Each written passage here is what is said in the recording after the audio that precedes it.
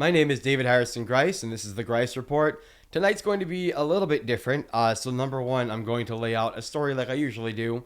And this one's exciting because this is about what just happened with the Texas Democrats. Good on them for their uprising, and it was successful for all intents and purposes.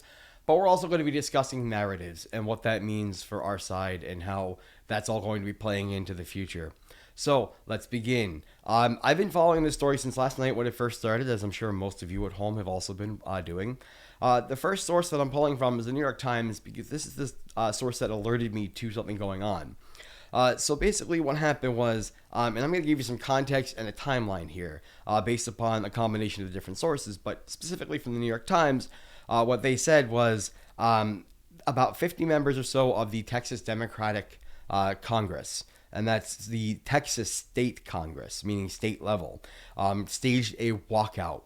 And they staged a walkout because Trump requested that the state of Texas redistrict their maps in favor of the Republicans. And if they redistricted and they went through with this gerrymandering procedure, which is unorthodox to do halfway through a decade, it would have flipped 5 seats from blue to red.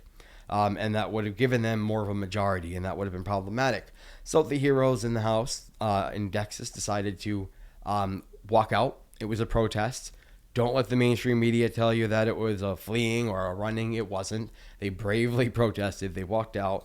And as soon as this happened, I was like, you know what? New York's going to have your back. And guess what happened?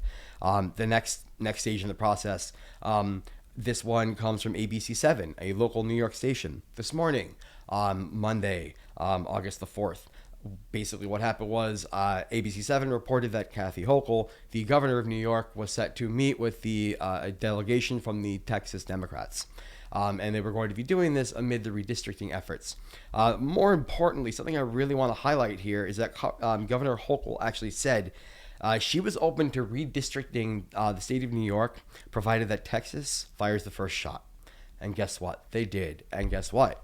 We are. If you like what you're seeing so far tonight, please remember to like, subscribe, and down below we have an email address, thegreisreport@gmail.com. That's thegreisreport@gmail.com. Please send us any tips, leads, story requests. We're always happy to engage with our viewers. So now to finish out the timeline, a couple of new things have happened. Number one, the AP News is reporting that they were able to actually break the quorum. And then we also received the word that they voted to arrest the Democratic members of the state Congress from Texas.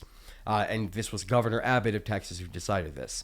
Now, it's worthy to note that none of the Democratic states that they have taken refuge in are going to be giving them up for that arrest warrant.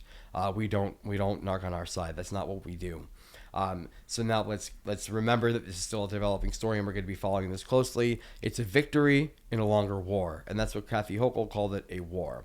So tonight I'm going to finish out the night not on a news story, but on a conversation.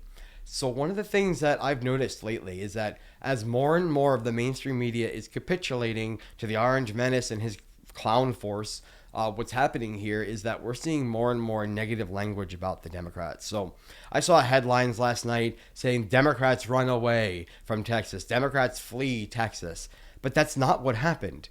That does a disservice to the bravery of the men and women that participated in this event. No, what they did was they staged a walkout protest, which is a classic form of protest that usually proves highly effective in some circumstances. Now, in this circumstance, it was effective. They broke quorum. This was a strategic move. It was not a fleeing or a running, but strategy. And that's really important because right now we cannot trust legacy media. We cannot trust the mainstream media. We know what's going on with CBS, with the bias monitor. We don't know how many other mainstream media sources have already capitulated in ways that we aren't even aware of yet. What we're seeing may not be the truth. We need to dig deeper and find out the full story before repeating it. Let's make sure that we control the narrative. Again, that's really important. We control the narrative. Don't let them take the truth from us because democracy dies in darkness. This is David Harrison Greis of the Greis Report, signing off.